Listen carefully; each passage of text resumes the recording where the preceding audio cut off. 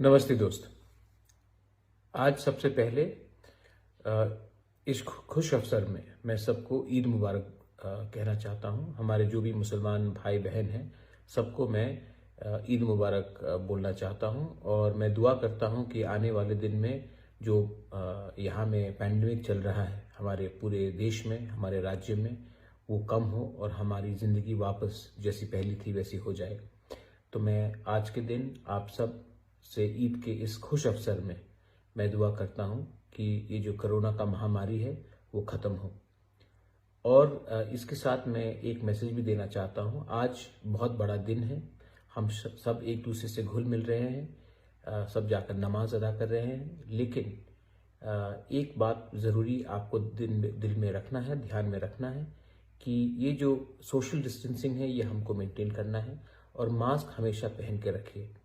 किसी को एक मौका नहीं मिलना चाहिए कि किसी भी धर्म को देखकर कोई बोले कि कोरोना इनके लिए स्प्रेड हुआ है, तो हम इनको मौका भी नहीं देना चाहते हैं।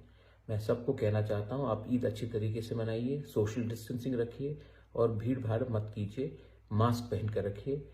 इस महामारी में हम सबको एक संग होकर, इस देश को एक संग होकर, हर धर्म को एक संग होकर आगे बढ़ना है।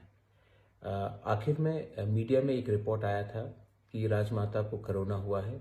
ये सच बात है, राजमाता को कोरोना हुआ है, उनका बुखार है, हम उनके साथ हैं, लेकिन वो घर में है और मैं आप सबसे कहना चाहता हूं कि वो स्टेबल है, लेकिन आपका दुआ का दरकार है। आप पूजा कीजिए, आप दुआ कीजिए कि राजमाता भी जल्द से जल्द ठीक हो जाए।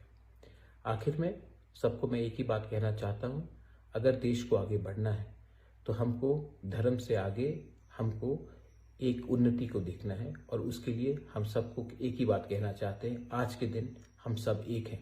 ईद मुबारक टू ऑल। बेलाइनो हम बाय, धन्यवाद, थैंक यू।